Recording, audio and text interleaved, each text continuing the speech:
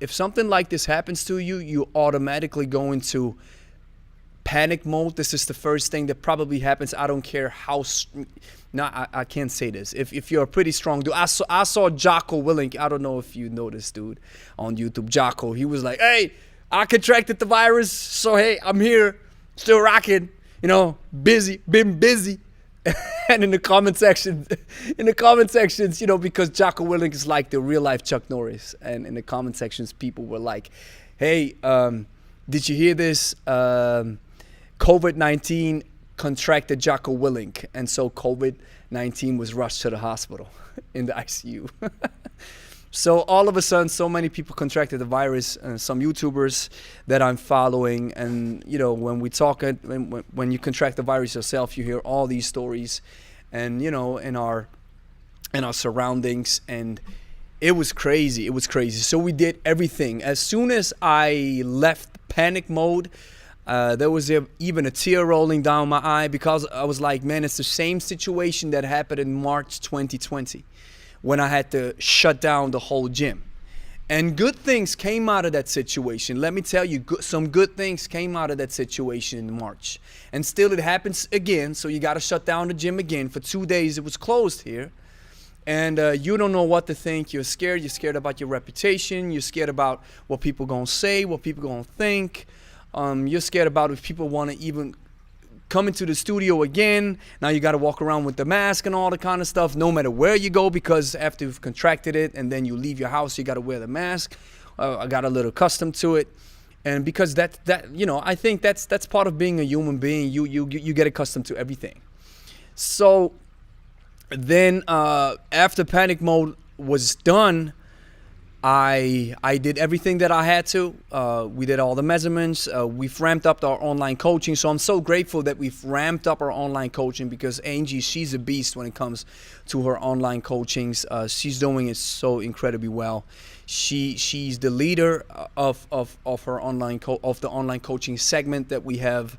And I'm so incredibly grateful that we have this strong YouTube channel, where I knew, okay, now I got to go for 10 days into isolation. You know what I got to do? I'm going to do some YouTube videos. So the recent videos that maybe you've seen, some of our recent videos, and that's the funny thing, the video that I've released yesterday got record numbers and views for our means, which is crazy. And the video before that got record views, which is crazy for our means. So I was like, hey, you see, something's coming back. So I did these videos, and then I realized, wow, I can do these off-camera videos where I'm just talking. And I just have some B-roll going, and I'm talking and serving you some value, and I'm still able to help you, still able to give you some good content, and the numbers are speaking the same language, saying, hey, that content's nice, people like it. You don't have to show your face all the time. You can do stuff where you just talk about your passion and serve some value, which was awesome. So I found out, whoa, these videos are way easier to make if you don't have your face on camera, because I try to do it at home with the camera, but it looks bad. It looks awful. So I recently bought a mic for Angie for her online coaching, so I was able to use that mic because we got it at home. And then I did it was like 4 videos. So I was pretty busy, did some stuff. And then the funny thing is, my dossier fell from the truck. I can't put it any different, because nobody called me. The canton, in Switzerland we have 26, 23. Oh, I'm sorry. I think 26 cantons. I'm sorry. It's like regions, right? So we're in the top part of Switzerland that's called Thurgau, and nobody called me. I think they forgot me. Or they were like, oh, that's that dude, he contracted it. You ain't got to tell him nothing, because he knows what to do. He's self-employed. He does it. Nobody got to tell him anything. Yeah, at least that's what I thought. So it fell under the table, and then Angie got tested, and she is positive as well. It was crazy, and Angie got no symptoms at all. She's asymptomatic. She ain't got nothing, no headaches, no nothing. We both were a little sleepy, but that's it. And so the crazy thing was losing taste and smell. That was really crazy. Let me tell you guys, I was really scared, because I read online, I was like, for some people it will be permanent. And I was like, what? And you know what I did? Every night, during that, when I had to battle this virus, because at night my body it got so hot. It was like, I don't know, it was like a steam wallet. It was so hot, I was burning. And so every night I got up and I got this small tube of wax for my hair. And it smells so awesome. It has a pretty strong smell. So as soon as you open up that little bottle, it's like boom, it's so strong. So every night I'm like a drug addict. I open up the bottle, be like, oh, I still smell it. Oh, I still smell it. And then the night came where I got up. I don't smell it. No. And let me tell you guys, this was the scariest part. And reading about it, saying a lot of people will probably, for some people, or a lot of people, it'll be permanent. I was like, no. And even eating, no taste at all. That was crazy. And then sometimes my taste came back, and then it left again.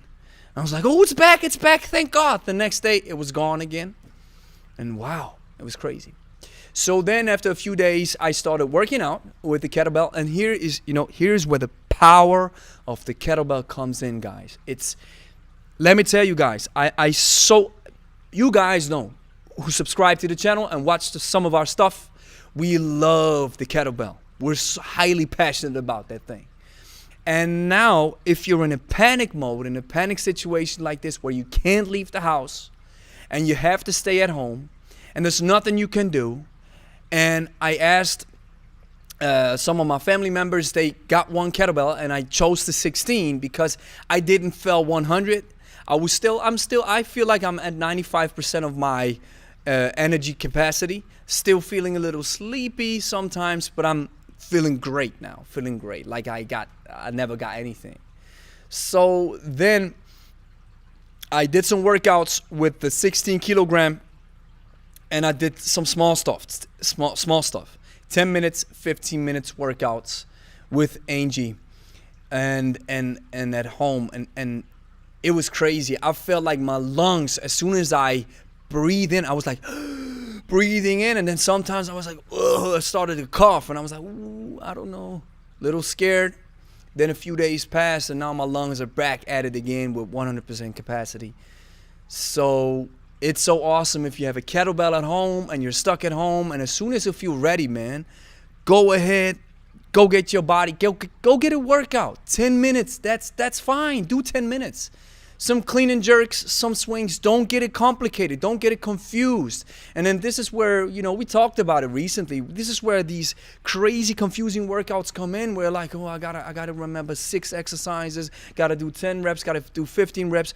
If you're contracting the virus or contracting anything, and you have to battle against it, and as soon as you get a little strength back, and you feel like, well, I want to do a workout, go easy.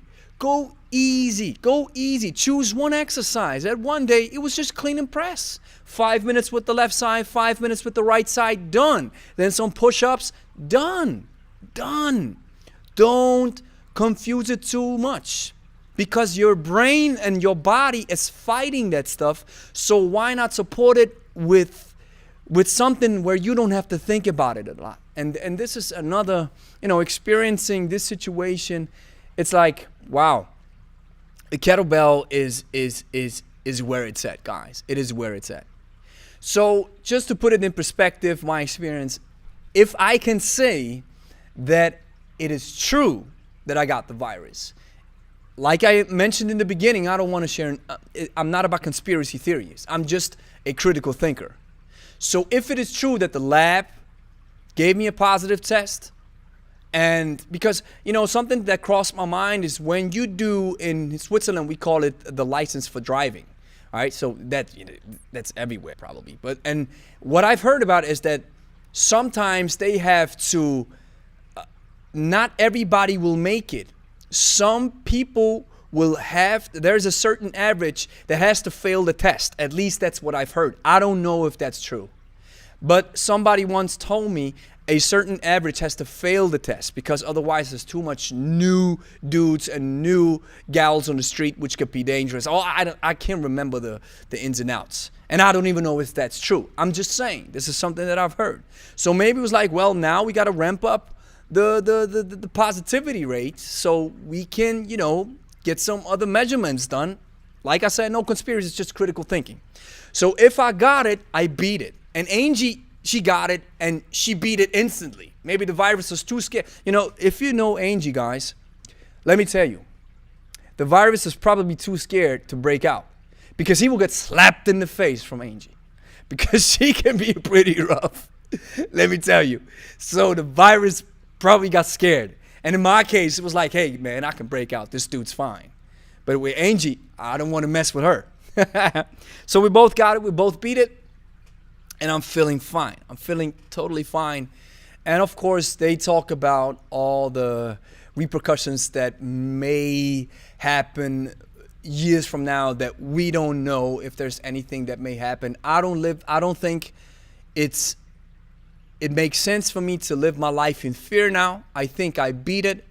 I'm still doing the best that I can to treat this temple of the Holy Ghost as good as possible, to still working out, still watching my nutrition, still getting my vitamins, everything that I've done up until now. And there's a very awesome Latin word that I want to share with you, a Latin statement and a Latin phrase that says, si vis pacem para bellum. That means, if you're one piece, prepare for war.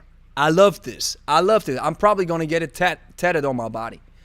Si vis pacem para bellum. So, if you want peace, you got to prepare for war, because war happened. And it's not just war in my body. War happened in my mind as well. I don't even know if there will be any economical repercussions that our business will experience because we got it. I don't know. I don't know if people will be scared. I don't know what January is going to look like. I don't even know if they're locking down a whole of Switzerland again. I don't know. The only thing that I know is everything that it's inside my realm of control, I take control of it like my body. I do what I have to do, and I move forward. I'm not scared, and I think I'm fine. And the funny thing is, I read all these horror stories, guys. I read all these horror stories that really make you question whether you're going to make it through the virus, through this time or not.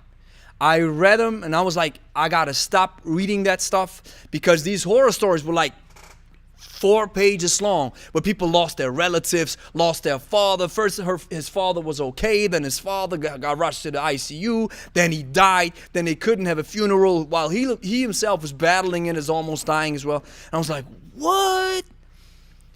And it's pretty unfortunate that you don't hear about these folks who recovered and are totally fine.